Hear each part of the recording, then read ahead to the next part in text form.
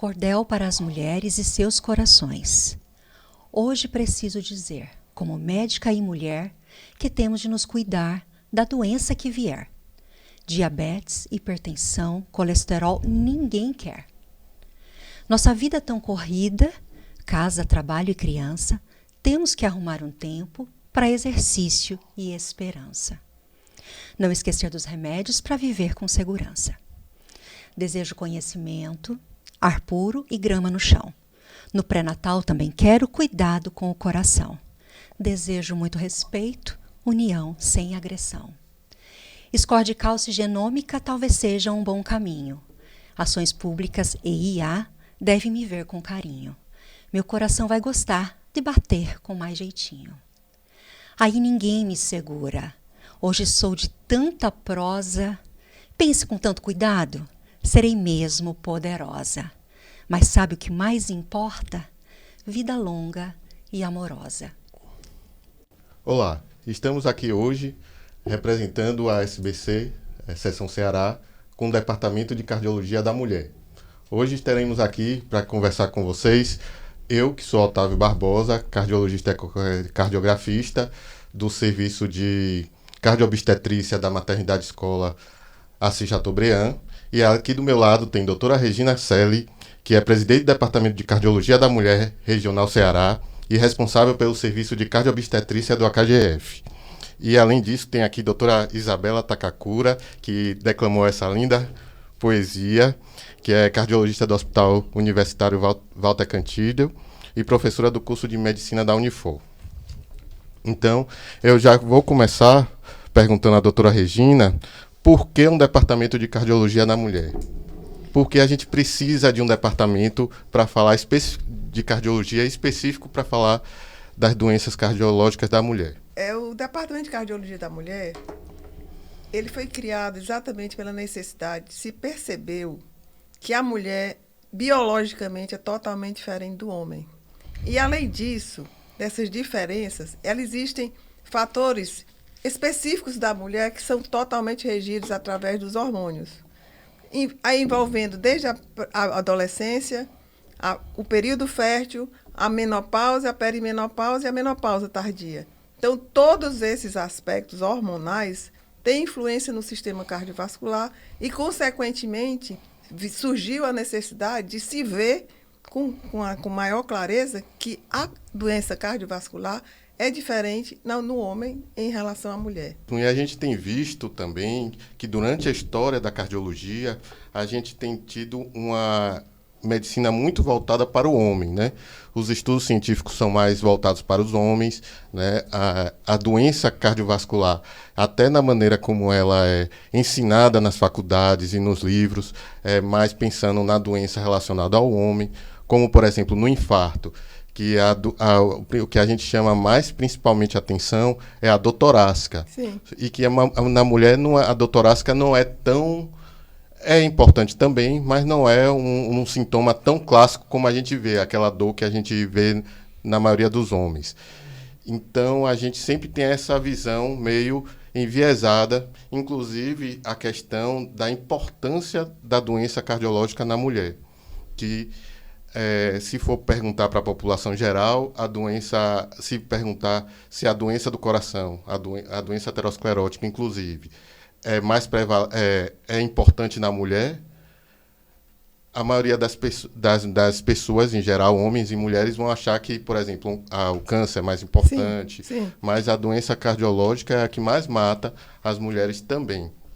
Então, é importante a gente avaliar tudo isso e chamar atenção para essa importância do Departamento de Cardiologia da Mulher, porque a doença é uma doença diferente e precisa ser valorizada inclusive, para produzir mais estudos, produzir mais conhecimento, né? Então, eu acho um papel fundamental a questão do Departamento da Cardiologia da Mulher. É interessante, né, Otávio, nesse sentido, porque ter um olhar, doutora Regina, ter um olhar específico para a mulher chama realmente a atenção para a mulher especificamente, né? Então, é importante esse olhar muito direcionado, né? Justamente por todo esses motivos, dentre outros que você está comentando que a gente tem como... E eu acho interessante falar, porque é quase cultural, né? Se a gente analisar, quando começaram os estudos, os grandes estudos científicos sobre doença cardiovascular, de doença arterial, coronariana, de isquemia, de infarto, as mulheres não entravam no trabalho. Então, como é que você vai dizer alguma coisa de doença se você não tem um acompanhamento, nem sabe, vamos fazer de conta que não, a mulher não existe. Por quê? Porque a teoria é de que o estrógeno, que aí de novo falamos em hormônio, protegia o coração da mulher. Isso realmente tem sentido isso. Mas não necessariamente isso vai excluir que ela vai evoluir para uma doença isquêmica do coração, por exemplo, como você falou, né? Isso. E assim, também tem um leque de oportunidade, né? Como ainda não tem muita coisa específica relacionada à mulher, existe um leque de oportunidades que a gente precisa aproveitar para produzir conhecimento, para poder ter gente mais que venha agregar junto com a gente para poder fazer a cardiologia na mulher, né? Para a gente poder crescer o conhecimento e poder tratar melhor as pessoas. Sem dúvida. As nossas mulheres. E o importante é exatamente um momento como esse do podcast, que a gente, patrocinado, né, feito pelo SBC Ceará, exatamente para alertar, né? É como se fosse uma campanha. Vamos mudar, porque pode ser mudado. Não existe mais essa história de que filho de peixinho, peixinho é. Não. A epigenética está mostrando isso, que se você fizer mudar seus hábitos, coisas simples, que dependem do dia a dia, de hábitos sadios, você pode mudar e ter o que é o mais importante que todo mundo quer, uma qualidade de vida boa e uma longevidade. Isso eu acho que é unânime, e principalmente nas mulheres, que socialmente e culturalmente sofrem e têm fatores de risco diferentes do homem, que hoje são considerados importantes, como a depressão. É verdade. A depressão, o trabalho que a mulher, em relação ao homem, a mulher é a dona do lar. A mulher carrega, a verdade, entre aspas, carrega muito fardo, né? Muitas obrigações inerentes à própria personalidade da mulher. Não é porque é obrigação, não é porque a gente faz. Quando a gente é mãe, a gente é mãe. Quando a gente é dona de casa, a gente é dona de casa. Então, isso faz parte, mas, ao mesmo tempo, sobrecarrega. E entra aí os fatores de riscos, né, Isabela? E assim, a mulher, muitas vezes, quando chega numa emergência com a queixa de mal-estar, uma dor torácica, ela também não é valorizado. Muitas vezes é considerado um quadro de transtorno ansioso, né? E muitas vezes ela não é submetido ou é submetido de uma maneira mais retardada ao tratamento adequado. E o prognóstico relacionado a isso é pior nas mulheres por conta disso. Por conta da demora. Da demora, do atraso no diagnóstico. E ela cuida, né? A mulher é cuidadora. Ela cuida do marido, cuida dos filhos, cuida de todo mundo, mas ela... é uma dorzinha, mal-estar, mas é besteira, né? É interessante que a própria mulher subestima os seus sintomas, não é? E os médicos também, né? Os profissionais da saúde, no geral, também subestimam os sintomas da mulher. Então, isso eu tenho vários relatos no consultório sobre isso. É uma coisa lamentável. Né? Não, doutora, não adianta. Só aconteceu isso quando meu marido começou a falar que ia fazer confusão. Aí foi feito o eletro, foi dizendo que eu era... É verdade. Né? E aí isso se soma a sintomas atípicos, muitas vezes, não é? Porque nem sempre ela tem uma dor precordial tão típica como o Otávio comentou, né? Então, aí isso se soma a um subdiagnóstico, a uma subestimação, vamos dizer assim, dos sintomas, né? Que eventualmente é uma falta de ar ou é uma dor epigástrica. E realmente o diagnóstico acaba não sendo feito de forma precoce. É diferente. Isso tem um impacto importante, né? Para a vida dela no futuro, enfim, para a qualidade de vida, para tempo de vida. Porque, como dizer, né? Tempo é vida. Coração é vida. Então, se você demorar, você protelar, não é porque estou passando mal, mas daqui a pouco vai melhorar, né? Aí são horas passando, e quando você chega, já o evento vai piorar. E quando chega no atendimento, é considerada como estressada. Exatamente. E aí vem os eventos adversos que acontecem, né? E quando chega na hora de fazer o tratamento não é voltado para o problema específico do coração da mulher. Normalmente, a mulher é submetida aos tratamentos, normalmente bem estabelecido para o tratamento no homem, No homem. como o cateterismo cardíaco, né? O teste de ergométrico quando chega na emergência.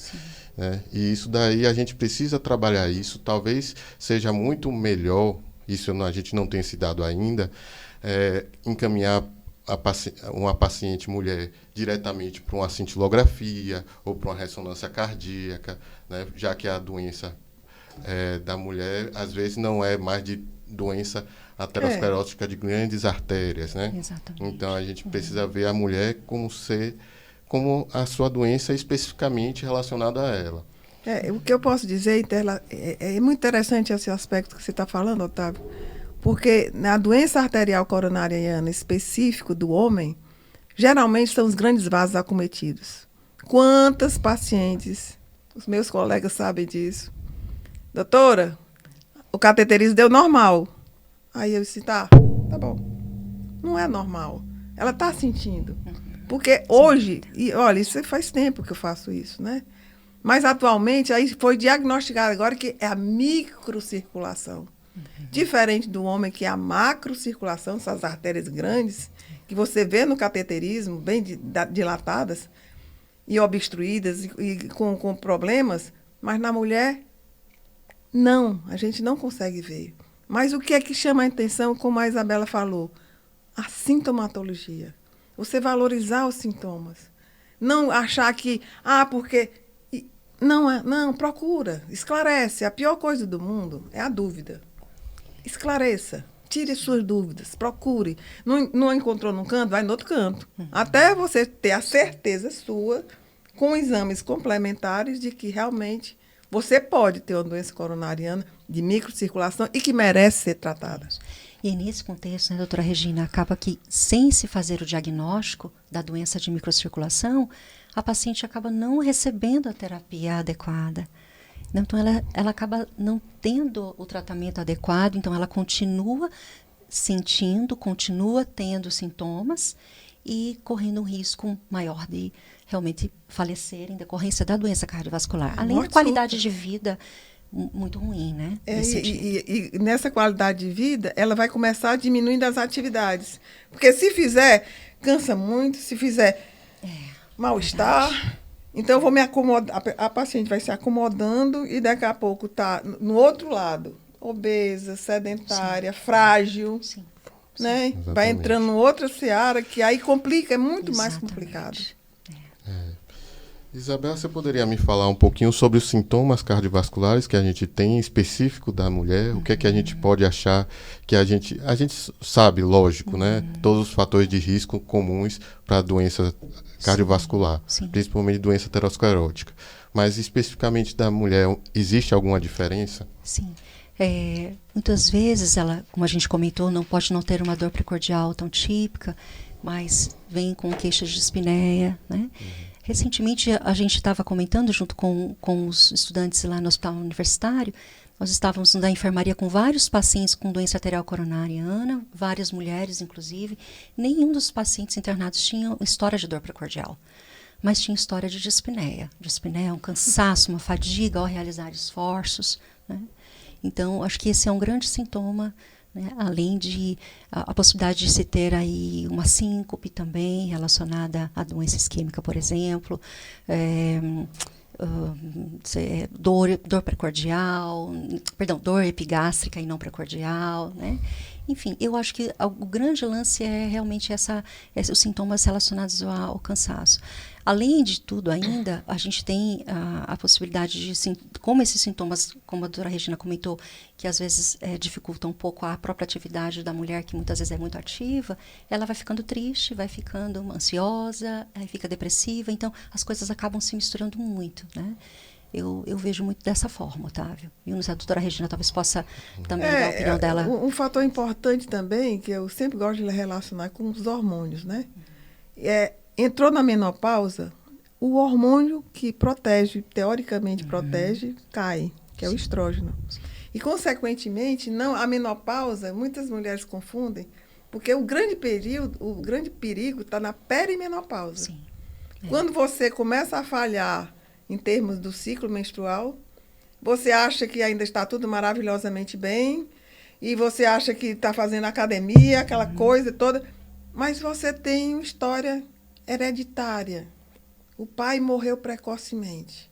Não, mas está tudo bem, né? Porque eu estou ativa, eu estou produtiva, eu sou executiva. E aí entra o problema. Porque aí ela mesma, como você falou, sim. ela não acha que é importante e pode evoluir para um evento mais tarde. E na menopausa tardia, para ela desenvolver essa doença coronariana, diferente dos homens, ela é 10 anos depois em relação ao normal dos homens. Então, e com esses 10 anos, ela já traz uma carga maior de comorbidades. A hipertensa, vai evoluir para a insuficiência cardíaca, vai evoluir. Então, por isso que eu sou eu sou fã da prevenção, né? Desse alerta. Perfeito. E aí a gente está aqui exatamente fazendo esse alerta enquanto você é jovem. Né? Porque a gente, graças a Deus, a gente se envelhecer, né? Porque pode não envelhecer, ter uma morte súbita, você vai ter a capacidade de ser mais para você, mais para os seus netos, mais para as suas famílias. Sem dúvida. Né? É interessante isso que a senhora comentou, doutora Regina, aqui, com relação à menopausa. Tem estudo mostrando que 1 ano antes da mulher entrar em menopausa, nesse contexto que a senhora está comentando, nós já temos, por exemplo, aumento de placa, espessamento de carótida, da carotídea, aumento de placa, né? Então, quer dizer, mesmo antecedendo ao período da menopausa, ela já tem mudanças, provavelmente mudanças hormonais, que inclusive também incluem a mudança, por exemplo, de deposição de gordura no corpo. Tudo né? muda. Uma gordura mais abdominal, a mulher fica, né, tende a ter um pouco mais de obesidade. Então, são fatores importantes que realmente estão relacionados aí com esse momento, por exemplo, da menopausa, né?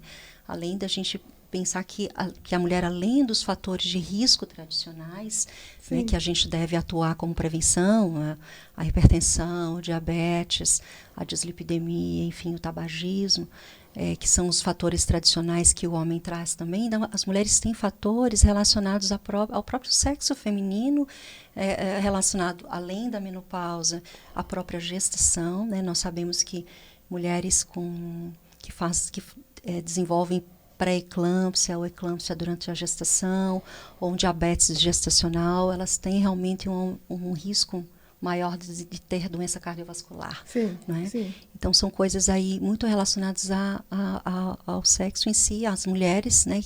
Que também podem ter, por exemplo, mulheres com doença de ovários policísticos, né? As doenças autoimunes. Algumas doenças autoimunes têm uma relação com doença cardiovascular, nós sabemos bem disso. Neoplasia de mama, por exemplo, nós sabemos que mulheres com neoplasia de mama têm um risco aumentado para desenvolvimento de doença cardiovascular. Então, são vários aspectos relacionados à mulher especificamente, né, e que diferencia muito do homem. E é por isso que a gente tem que chamar atenção para isso. E, assim, num contexto de gestação, especificamente, eu acho, assim, muito importante a gente pensar nisso, porque na gestação é quando a mulher realmente procura o auxílio médico. Ela vai ao médico, ela visita, porque ela quer fazer um bom pré-natal.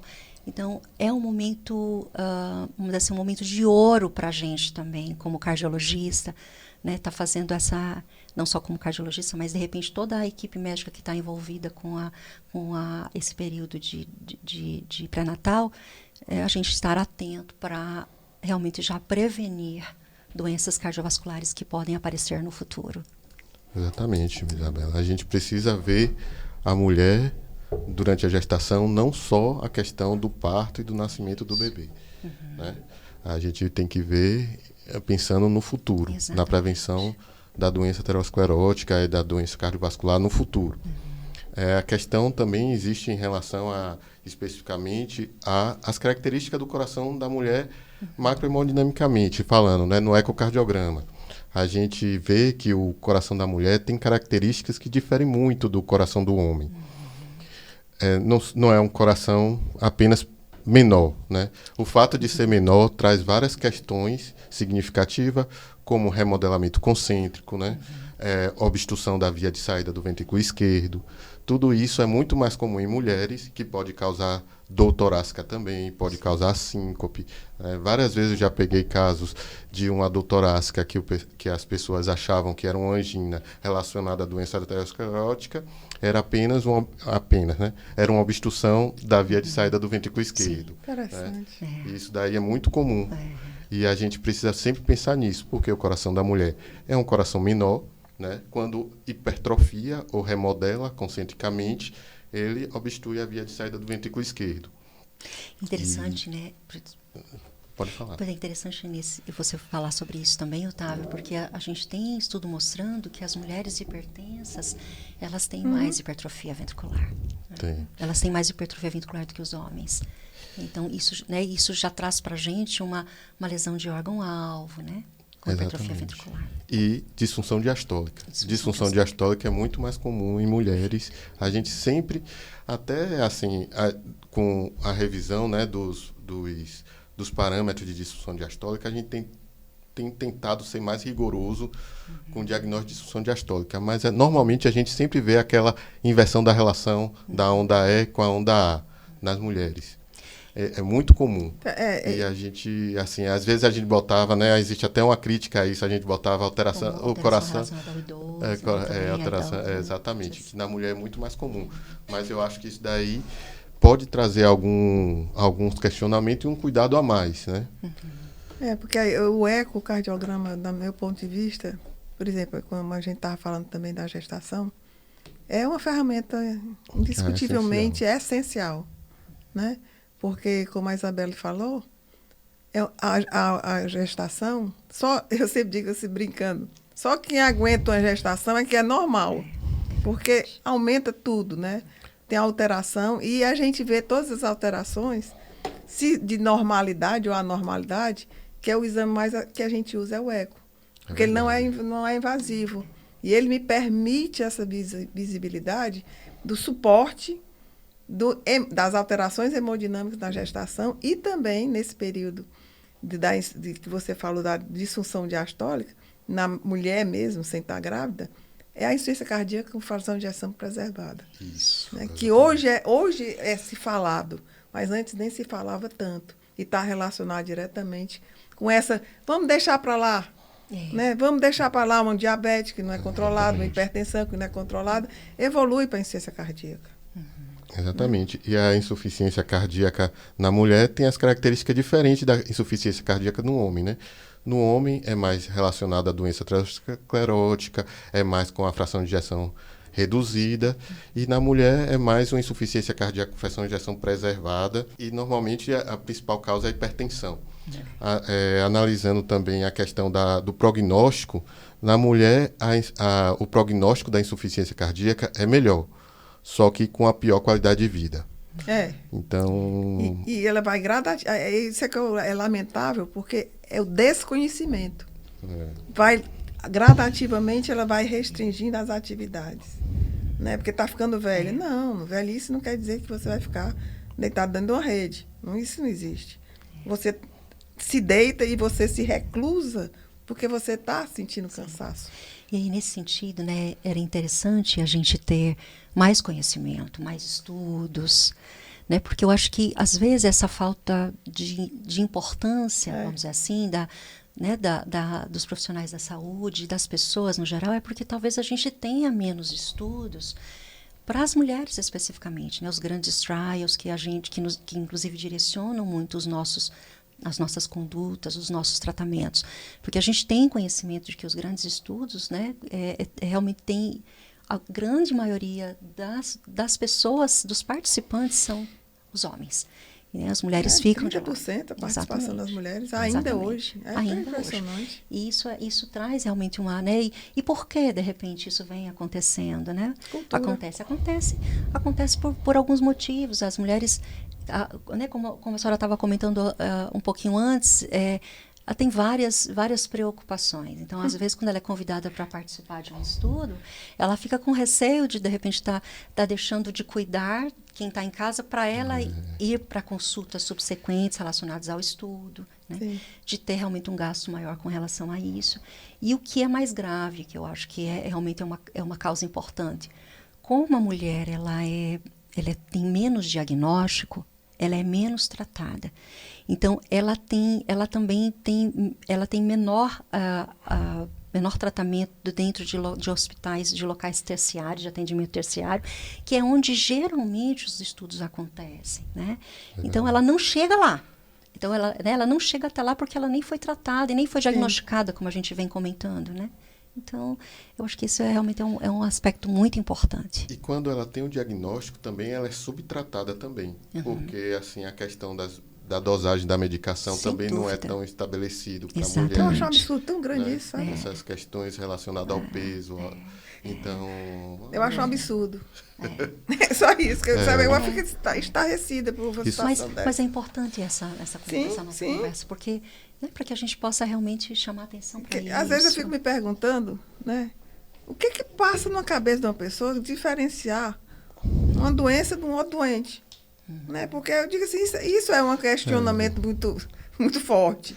Porque você considerar o sexo feminino, mulher, ser menos tratada, menos diagnosticada. Como? A gente não tem muito essa resposta, não. Porque tem. pode ser por questões específicas da mulher. Será que a mulher tem menos tolerância a alguns tipos de medicação? Será Nem que isso a gente tem resposta. será que a mulher tem alguma questão específica que faz o médico prescrever menos o remédio? Isso daí a gente não tem, né? Aqui que a gente que mora no Ceará, que temos a questão socioeconômica que é muito forte. Que é importante. Então a gente precisa também, com certeza cultural. as mulheres também, com certeza deve ser muito pior do que nos Estados Unidos, na Europa. Cultural, né? Uma coisa cultural, muito difícil. Então, Por isso que é importante essa chamada, essa conversa, esse alerta. É interessante porque a mulher, no geral, ela tem um pouco mais de informação sobre as doenças, não é? A gente tem essa sensação. Elas buscam mãe, trata febre, Elas desde pequena. Mas é interessante porque, assim, tem estudo mostrando que apesar desse conhecimento, vamos dizer assim, esse conhecimento talvez seja um conhecimento um pouco mais raso mesmo sobre as coisas, as doenças. Tem 1 em cada 10 mulheres tem realmente um desconhecimento muito importante sobre a prevenção, sobre as doenças, né, do coração especificamente. Então, ainda há muita desinformação. Eu acho que por sim. exemplo, em relação aí voltando à história de que você não percebe, por exemplo, uma pré-eclâmpsia. Pré-eclâmpsia é uma coisa muito grave. Não, porque uma doutora passou, a pressão voltou ao normal. Sim, aí você acha que você teve por que isso? Né? O desconhecimento. E outra coisa, os próprios cardiologistas, os próprios médicos, eles não sabem tratar a gestante. Falando da pré-eclâmpsia. Não tem, assim, o obstetra ainda tem alguma visão, porque é o dia a dia do obstetra. Mas nós, cardiologistas, a gente tem alguma restrição em relação a adaptar o nosso conhecimento para gestação, que tem muitas restrições relacionadas ao uso de medicações, né, e tem umas características fisiológicas totalmente diferentes, né? A doutora Regina pode falar melhor sobre as questões fisiológicas da gestante, né, do coração relacionado à gestante. Então, por uma gestação, primeiro começa na implantação do embrião. Para que um embrião seja bem implantado, ele precisa de um corpo bom. Ele precisa de um útero vascularizado. Aí, desde o começo, a pré-eclâmpsia começa na nidação, na implantação do óvulo no útero. E por que ele não se implantou? Porque existe uma disfunção endotelial. O que é o endotélio? É o que cobre os vasos. Ele não abre, não vem fluxo muito bom para a criança, porque para ser implantado, existe todo um processo de remodelação e que isso depende de uma função normal, o organismo da mulher esteja normal. A partir do momento que não é bem implantado, o feto começa a fazer isquemia e dentro dessa isquemia transfere fatores para a mãe que vão fazer com que a pré-eclâmpsia, como a gente vê, é uma mulher inflamada. É uma reação inflamatória de processo todo decorrente dessa não normalidade. E o que seria normalidade? Uma gestação normal. Ela aguenta 50% de volemia que você aumentou. Ela faz uma vasodilatação no segundo semestre. Você vê, tem que ter um acompanhamento da queda da pressão. Então, e ela sobe, ela aguenta bem até chegar com 36, 37, até o final da gestação, bem. E outro problema que também existe é que mesmo que esteja todo esse processo bem, ela também, se tiver alguma coisa no coração, ela pode piorar no puerpério imediato. Então, para você ver que é uma mudança que só pode suportar uma gestação quem realmente for normal. E se a pessoa, por exemplo, como a Isabela falou, hipertensão crônica, diabetes gestacional, todas essas alterações, né, vão fazer com que não tenha uma evolução satisfatória. Às vezes as pessoas dizem assim para mim, você é muito neurótica. Sim, mas tem que ser neurótica. Né? Tem que ser neurótica, porque o negócio você não tem uma bola de cristal para avaliar como é que vai a evolução da gestação. Sim. Nada é... Você tem que ir atrás de fatores preditivos, que você sempre fala sobre isso. Quem é que é de risco, quem não é de risco. Né? Então, são várias variáveis que você vai estabelecendo na evolução da gestação, porque pequenos detalhes vão fazer diferença. Levantar uma cabeça... Eu fiquei tonta. Sim, 10% pode ficar tonto, mas será que chegou ao ponto de você passar mal? Já não é uma coisa normal.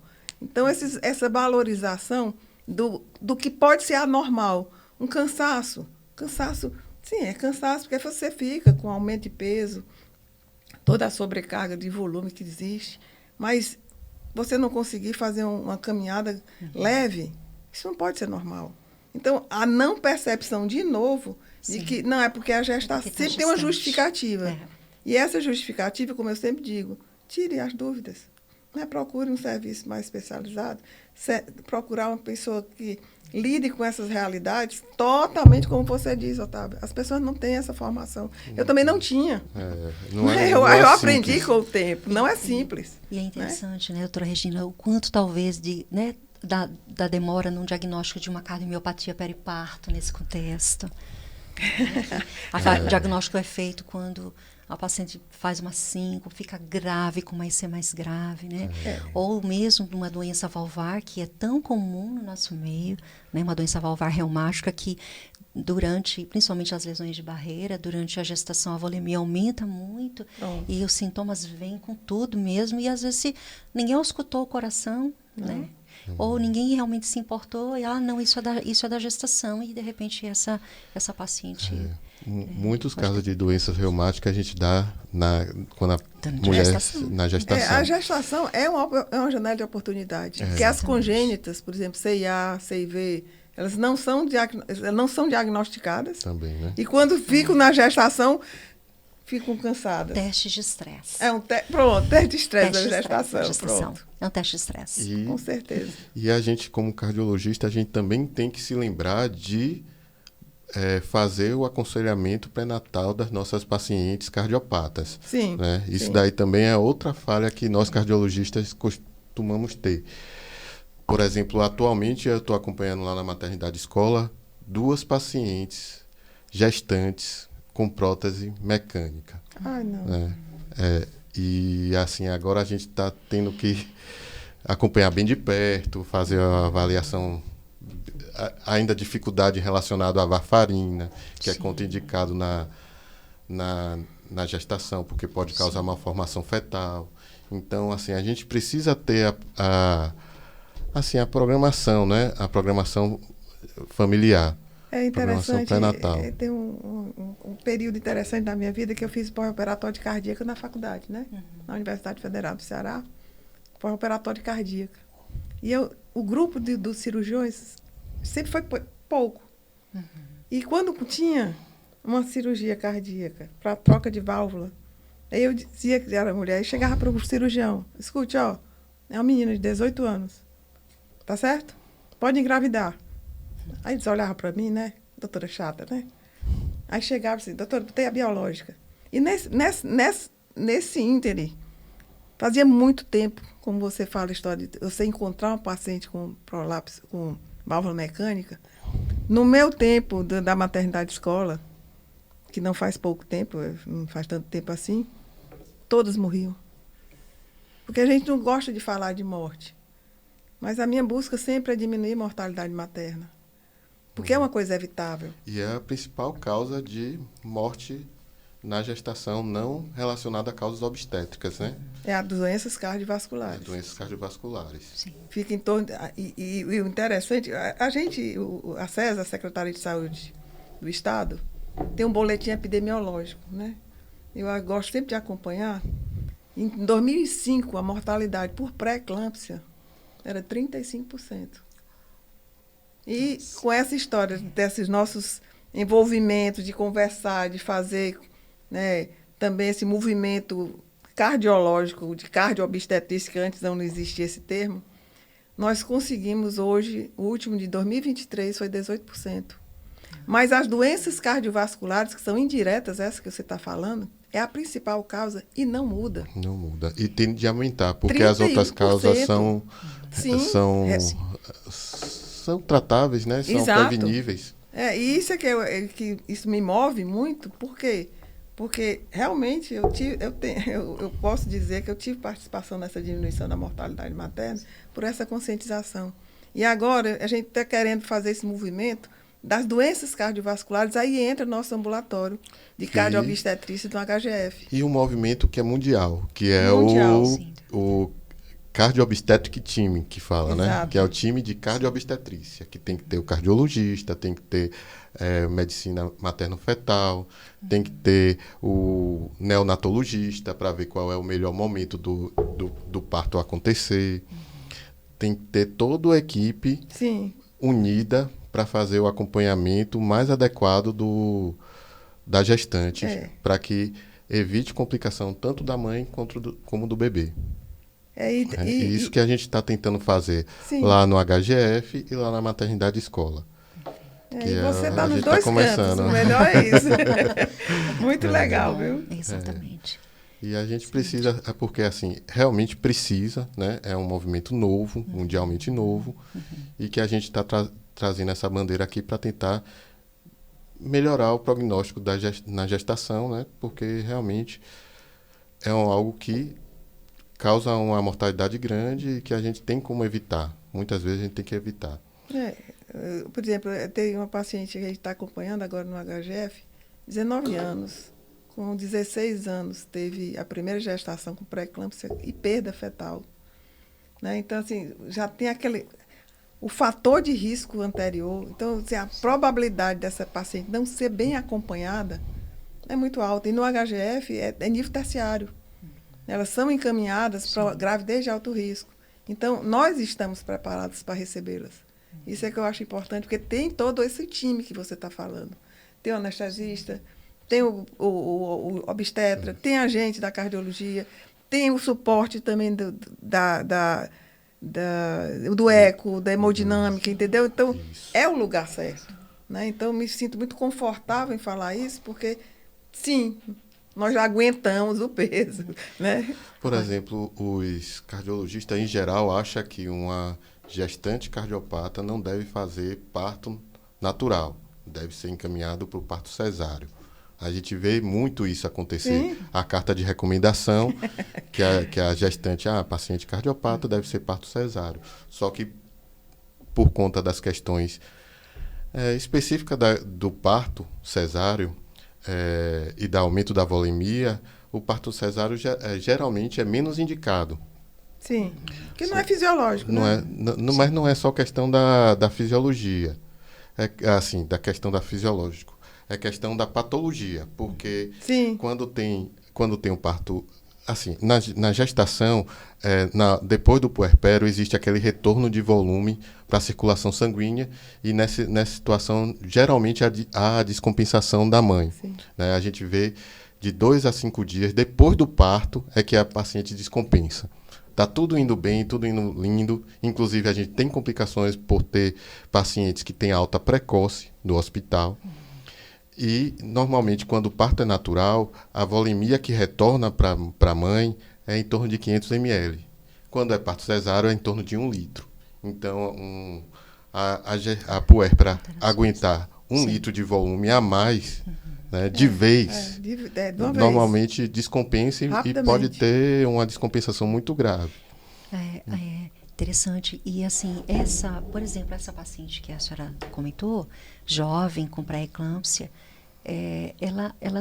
o momento é de risco, né? E ela está sendo acompanhada, mas a gente não pode esquecer que ela vai ser sempre de risco aumentado. Mesmo Perfeito. depois que ela tiver Perfeito. o segundo filho, perdão, que ela completar a segunda gestação, na verdade ela teve perda da primeira, né? Mas ela sempre será uma mulher com risco aumentado para doenças cardiovasculares, né?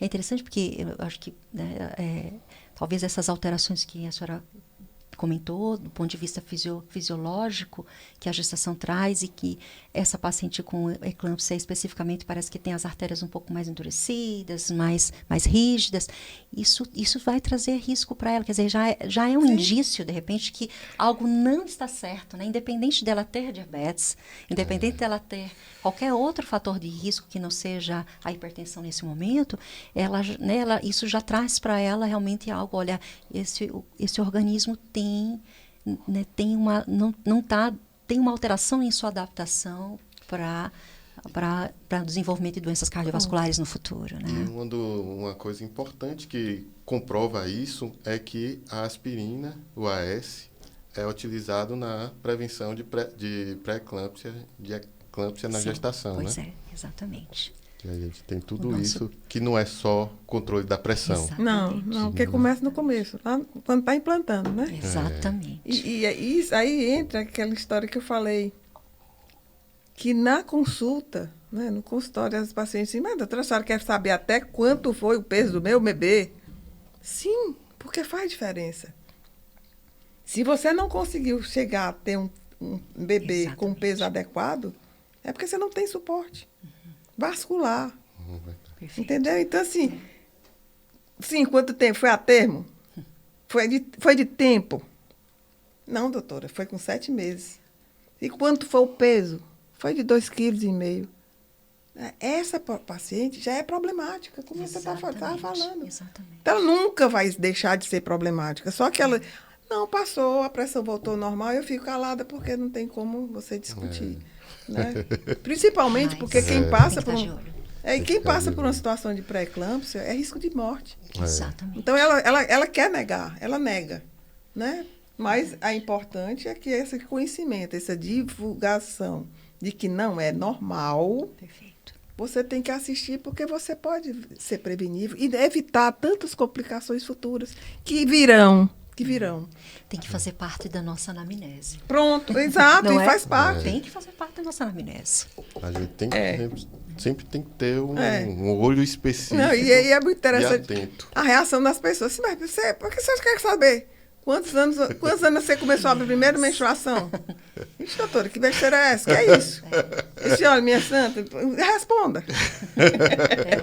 O seu ciclo menstrual era normal? Não, doutora, é irregular. Aí já pensa o que você falou, ovário policístico. Exatamente. Aí você vai observar os sinais físicos, bem clássicos. Essa paciente de 19 anos era clássico, com síndrome de ovário policístico. Pois é. Então, ela tem mais andrógeno. Então, ela não tem o hormônio igual, voltando à história dos hormônios, como uma pessoa normal.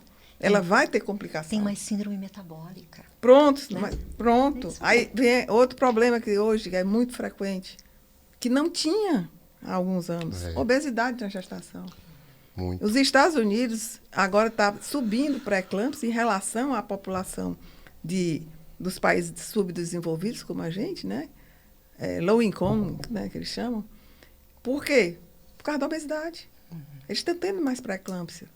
Então, obesidade é um processo inflamatório. Junta-se a outros problemas de disfunção. Você quer o quê? A gente tem visto muito gestantes obesas. Né? Impressionante como cresceu. A gente tem até uma certa dificuldade de avaliar em relação ao coração, porque normalmente existe a sobrecarga volêmica na gestante, a gente tem um coração um pouco dilatado na gestante.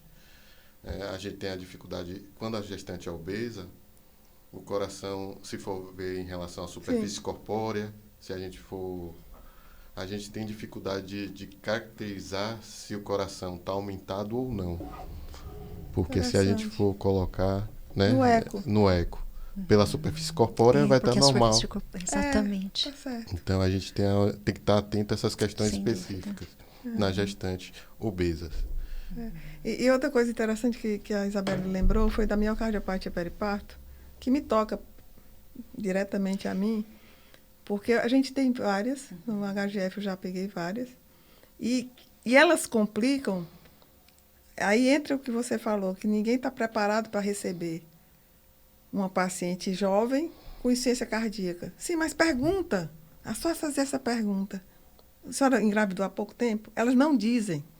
Ninguém relata, não tem a correlação. Exatamente. E por conta disso, não vem um diagnóstico. Né? Então, por exemplo, a gente tem uma experiência muito rica na HGF. Por quê? Porque eu tenho miocardiopatia com pré-eclâmpsia. Então, eu tenho a precocidade do diagnóstico, porque a pré-eclâmpsia é pressão alta, é mal-estar, é sulfato de magnésio, entendeu? Então, interrompe a gestação. Então, e geralmente essas pacientes, quando têm essas duas patologias, o parto é com 34 semanas, porque não aguenta. Só para botar mais uma pimenta aí nessa questão, é a questão da condição da mulher ser mais protrombótica e de sangrar mais.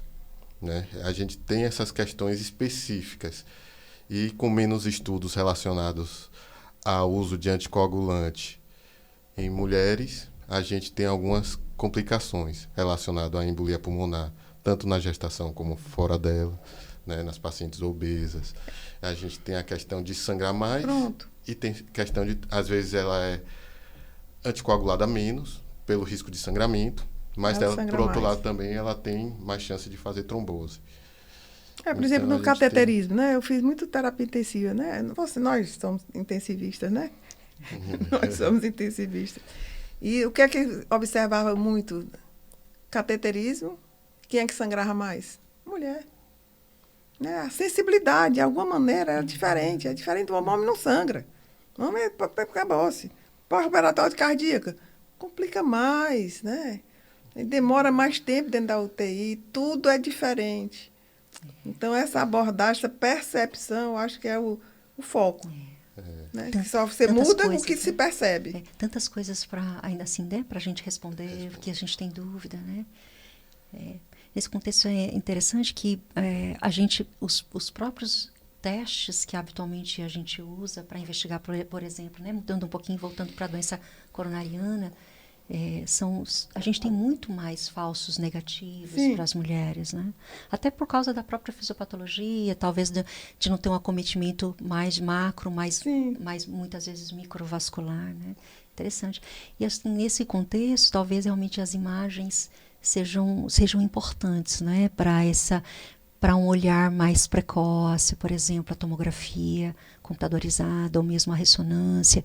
Né, de repente, a realização de um score de cálcio numa mulher que a gente possa sentir que ela tem um risco mais alto para a doença, né? Eu acho que a gente tem que estar atento a isso. Eu acho que realmente os exames, as imagens, que não sejam os testes provocativos, né, para avaliar, por exemplo, isquemia, mas que sejam uma tomografia computadorizada, uma ressonância, talvez possam trazer realmente informações muito valiosas para a gente nesse contexto. E pensando mais para frente, que já é uma realidade, a gente utilizar da inteligência artificial para a gente criar modelos que incluam mais as mulheres nessas questões, né? Probabilidade. Sim. A gente vê o que é que realmente está relacionado com a doença da mulher. Porque com a mulher a probabilidade não existe. E a gente criar scores de modelos de scores, né? Para a gente poder definir e criar algo mais direcionado. E associado a isso, a gente tem hoje alguns estudos voltados para a genômica, né? Para biomarcadores também, que de repente podem ser, junto com a inteligência artificial, possam ser marcadores que vão poder, de repente, personalizar um pouco mais, né? Vamos dizer assim, o diagnóstico e o tratamento, né? Das mulheres especialmente, mas enfim, mas não só das mulheres, mas também de todos, né? Mulheres, homens, mulheres, enfim, todos os gêneros. E é interessante que a gente tem também essa frente aí que pode ajudar a gente nesse contexto. E assim, como a a tecnologia está mais distribuída, né? A gente tem a possibilidade de fazer um modelo de score para cada local. A gente não precisa ficar dependente do modelo que é criado lá nos Estados Unidos ou lá na Europa. Adorei. A gente pode fazer o nosso modelo aqui de score e conseguir. Sem dúvida. O leque de oportunidade é muito grande, né? Pra gente a nossa ter. população é diferente. A nossa população A gente é não pode diferente. se basear que a americana, a europeia é totalmente diferente. Eu acredito que realmente a IA possa ajudar muito nesse contexto. Eu acho que a gente vai poder contar histórias diferentes nesse sentido. E já Concordo. mudou, né? Porque Mas a gente- genética já mudou, Sim, né? Tudo. Sim. Biologia molecular é uma coisa tudo muito de novo, né? Exatamente. Mas a gente nunca vai poder esquecer da conversa, né? Do bate-papo, Do olhar. do olhar do médico, né? Não vai ser só preenchendo o questionário e jogando a fórmula no computador, né? A gente sempre vai ter as peculiaridades de cada pessoa. Só puxando para complementar essa parte de exames complementares da mulher, eu faço teste ergométrico, né? E como é frequente o falso positivo ou negativo? Ou falso negativo ou Entendeu? positivo, sem dúvida. Então, Exames aí a com necessidade de imagem. Sem Eu dúvida. tenho que fazer imagem. Ou seja, um cateterismo, que se tiver muito fator de risco, porque os scores que se tem, a preditividade não dá. Não é boa. E você É não pensar pode. no homem, né? No homem é perfeito. Sentiu dor no peito, não. O que é que aí entrou Vai para que- fazer o teste ergométrico? exatamente. Eu estou Altera. sentindo dor, aí eu já engulo seco. Pronto, esse vai complicar. Aí olha para a moça da atendente, olha, pode complicar. Agora, quando entra a mulher, você jura que não vai ter nada. De repente tem. No 4º minuto da recuperação, começa a inverter onda T. Eita! Entendeu? Verdade. Muito bem. Eu acho que foi uma conversa muito enriquecedora, né? Foi Agradável. Foi muito agradável. Agradeço muito, Isabela, ter aceitado e a doutora Regina ter aceitado o convite. E você ser muito nosso obrigado. coordenador. E eu acho que a gente pode encerrar aqui a nossa Foi- conversa, né? Foi um prazer estar com vocês e aprender tanto nessa conversa, viu? Foi ótimo. Tá bom, muito Para obrigado. mim é uma satisfação imensa, porque cardiologia da mulher é uma coisa que eu batalho há anos, né? E vendo assim que pessoas novas estão chegando e estão tomando na frente e incorporando esse movimento, que não é nosso, mas no mundo todo, faz com que, na verdade, diminua-se as complicações nas mulheres e a mortalidade materna. Muito obrigado, viu? Obrigada, verdade. Muito obrigada. Muito obrigada. Obrigado também. Obrigada, Isabela. Obrigada. Obrigada.